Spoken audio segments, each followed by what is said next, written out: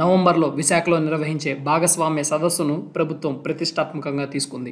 పెట్టుబడులను ఆకర్షించేందుకు సీఎం చంద్రబాబు, మంత్రి లోకేష్లు ఇప్పటికే సింగపూర్లో పర్యటించారు.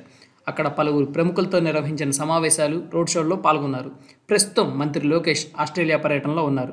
ఈ నేపథ్యంలో మంత్రులు, అధికారుల బృందంతో కలిసి సీఎం చంద్రబాబు బుధవారం నుంచి 3 రోజుల పాటు అరబ్ కంట్రీస్లో పర్యటించనున్నారు. హైదరాబాద్ నుంచి ఉదయం 10 గంటలకు దుబాయ్ బయలుదేరారు. విశాఖలో నవంబర్ 14-15 తేదీల్లో జరిగే భాగస్వామ్య సదస్సుకు వివిధ సంస్థల ప్రతినిధులని సీఎం బృందం ఆహ్వానించనుంది. అంతర్జాతీయ సంస్థల యజమానులు, ప్రతినిధులతో నిర్వహించే ముఖాముఖి సమావేశాల్లో చంద్రబాబు పాల్గొంటారు.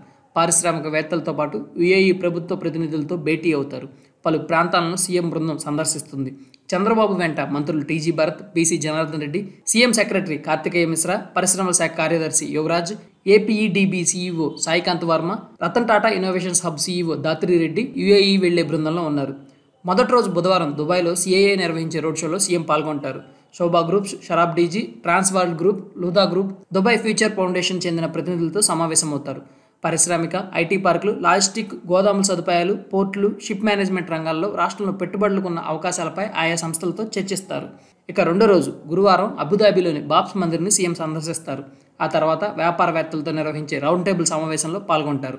G42 international CEO Mansoor Ali Mansoor, Lulu group chairman MD Yusuff Ali, Agthia group MD Salman అల్గేరితో సమావేశమవుతారు.